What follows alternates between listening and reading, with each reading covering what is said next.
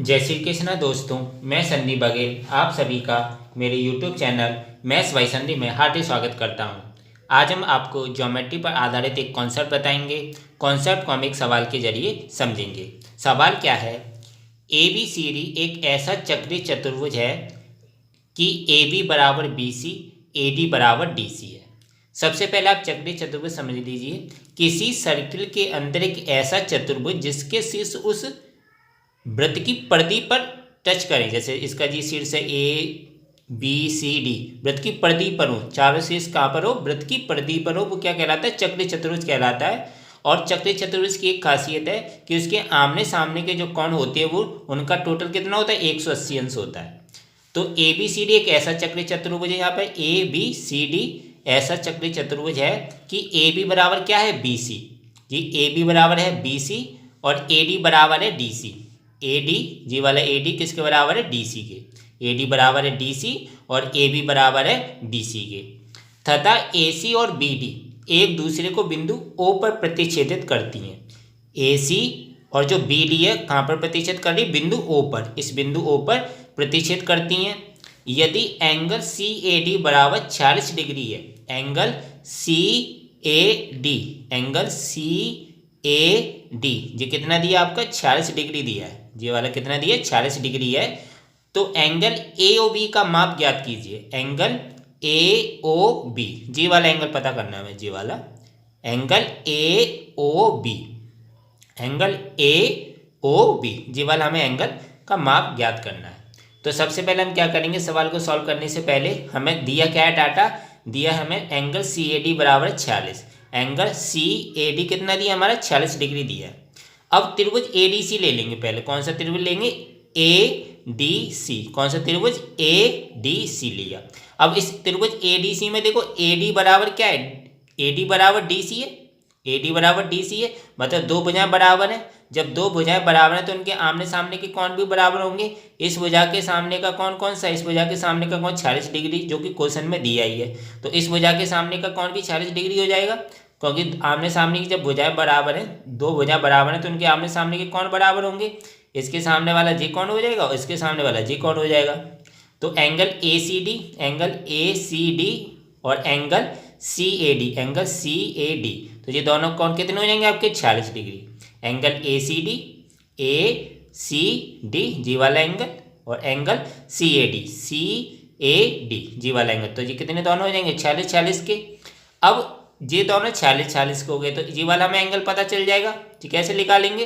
त्रिभुज के तीनों कोणों का योगफल कितना होता है? 180 अंश। तो 180 अंश में 46 और 46 ये दोनों का टोटल घटा देंगे।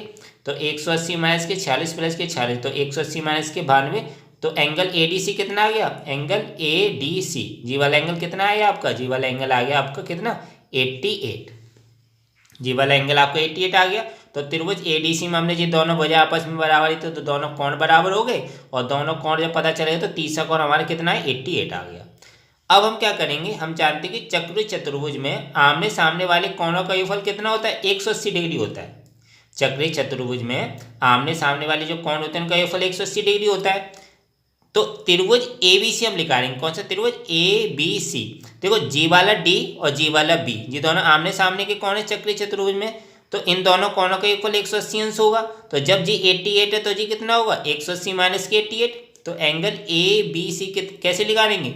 एंगल ABC निकालेंगे 180 माइनस के एंगल ADC, और एंगल ADC कितना आपका? 88, क्योंकि चक्रीय चतुर्भुज में आमने सामने के कोणों का योगफल कितना होता है? 180 अंश। तो 180 में से एंगल ADC घटा देंगे जो कि 88 है। तो 180 में से 88 घटाया तो कितना बचा? 92। तो जी वाला एंगल कितना आ गया आपका? जी वाला एंगल आ गया आपका 92 आ गया। 92 आ गया, क्योंकि आमने सामने के कोणों का योगफल चक्रीय चतुर्भुज में क्या होता है? 180 डिग्री होता है। अब हम चलेंगे त्रिभुज ABC में। कौन सा त्रिभुज? ABC। त्रिभुज ABC में देखो जी वाली भुजा इस वाली भुजा के बराबर है, तो एंगल BAC, तो जी वाला एंगल भी इस वाले एंगल के बराबर होगा। तो एंगल BAC और एंगल ACB, एंगल BAC भी मान लो BAC और एंगल BCA, मतलब जी वाले दोनों एंगल आपस में बराबर होंगे। तो अभी जैसे हमें मान लो x मान लिया हमने इनको, और त्रिभुज के तीनों कोणों का योगफल कितना होता है? 180। हमें जी पता चल गया था इसका 92, और जी हमें मान लो अभी पता नहीं था, तो हमने जी कैसे लिखा रहा है, एंगल ए एंगल बी और एंगल सी का योगफल 180 अंश होता है और जी दोनों कोण आपस में बराबर होंगे, तो हमने इसको भी एक्स माना था और इसको भी एक्स माना था। तो x प्लस के 92 और प्लस के x, तो दोनों बार एक एंगल x और तीसरा कौन है 92, तो 2x प्लस के 92 बराबर 180 हो गया। तो 2x बराबर कितना हो गया, 180 में से 92 घटा दिया तो 88 आ गया। तो x बराबर कितना आ गया आपका 44। तो x बराबर आपका कितना आ गया 44, क्योंकि जब एक कौन 92 है और दो कौन आपस में बराबर तो ये 44 के हो गए और ये 92 का हो गया। अब हम क्या करते हैं, हम जानते हैं कि एक ही वृत्तखंड या जीवा द्वारा वृत्त की परिधि पर बने कोण कैसे होते हैं, समान होते हैं। एक ही वृत्तखंडों या जीवा द्वारा वृत्त की परिधि पर बने कोण समान होते हैं।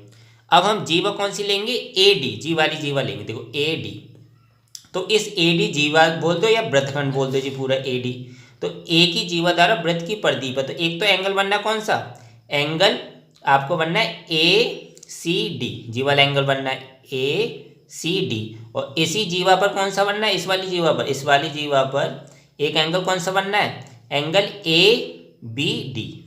तो जी वाला भी एंगल बनना है और इसी जीवा पर कौन सा बनना है, जी वाला एंगल भी बनना है। तो जी 46 है, तो जी भी पे 46 हो जाएगा, क्योंकि एक ही वृत्तखंड या जीवा द्वारा वृत्त की परिधि पर बने कोण कैसे होते हैं, समान होती हैं। तो एक तो जी वाला वृत्त की परिधि पर बनना है, एक इस वृत्तखंड पर जी वाला बनना है, तो जी आपस में बराबर हो, तो जी भी 46 हो जाएगा, जी भी 46 है। अब दोनों जी 46 हो गया। अब कौन से चलेंगे, अब त्रिभुज एओबी में, हमें एओबी पता करना है, तो त्रिभुज एओबी ले लेंगे। देखो जी हमें पता चलेगा कितना 46 है और जी हमें पता है जी कितना 44 आया है। तो ए बी और ओ, एंगल ए हमारा 44 हो गया, ओ हमें निकालना है और जी वाला एंगल कितना है हमारा 46 आया है। तो फिर एंगल ए 44 लिख दिया, एंगल बी की जगह 46 लिख दिया और एंगल ओ निकालना है बराबर 180, क्योंकि त्रिभुज के तीनों कोनों का योगफल कितना होता है 180 अंश। तो 44 प्लस के 46 प्लस एंगल ओ जो कि हमें पता करना है, ए ओ बी तो पता करना है, बराबर 180। तो एंगल ओ बोल लो या एंगल ए ओ बी बोल लो, बात एक ही है। तो 180 माइनस के 44 और 46 कितने हो गए 90, तो 180 में से 90 घटा देंगे तो कितना आया जी 90 डिग्री आया। तो एंगल जी वाला कितना है हमारे ए ओ बी 90 डिग्री आया जी, आपका फाइनल उत्तर था। तो इसमें हमें एंगल एओबी पता करने के लिए कई सारी प्रॉपर्टी लगी। देखो सबसे पहले हमने त्रिभुज एडीसी में गए थे, तो एडीसी में आमने सामने कोणों का योगफल कितना, आमने सामने की जब भुजाएं बराबर हो तो उनके आमने सामने के कोण भी बराबर होते हैं, तो जी भी 46 जी भी 46, जब जी दोनों 46 के हो गए तो त्रिभुज के तीनों कोणों का योगफल 180 अंश होता है, तो जी 88 आ गया। जब जी 88 आ गया फिर हमने चक्री चतुर्भुज की वाली प्रॉपर्टी लगा ली कि आमने सामने के कोणों का योगफल कितना होता है 180 डिग्री, तो जब जी 88 तो जी 92 हो गया। जब जी 92 आ गया फिर त्रिभुज एबीसी में चले गए, ये दोनों भुजाएं बराबर हैं तो आमने सामने के कोण भी बराबर होंगे, तो एक्स एक्स इसको मान लिया 92 जी मान लिया। तो जब जी दोनों एक्स है जी भी एक्स और जी 92 तो जी 44 के होंगे। तो जैसे हमें जी 44 पता चल गया, अब हमें फिर इसमें एक ही जीवा द्वारा वृत्तखंड वाला लगा दिया कि इस वाले एक ही जीवा से एक एंगल बनना था जी वाला 46 और इसी जीवा पे एक एंगल कौन सा बनना था ए बी डी वाला, तो जी भी 46 तो जी भी 46 हो गया। जी 44 हमने पहले ही निकाल लिया था, तो एक 44 है एक 46 और तीसरा कौन सा होगा 90 होगा, क्योंकि दोनों का योगफल 46 और 44 तो 90 हो गए, तो तीसरा तो 90 हो गई। तो ये तीन मतलब हम घूम फिर के मतलब हमें कैसे वगैरह इसका डाटा तैयार करना था। हमें ए ओ बी त्रिभुज में ए को पता करना था, बी को पता करना था, तभी हमने ओ निकाला है।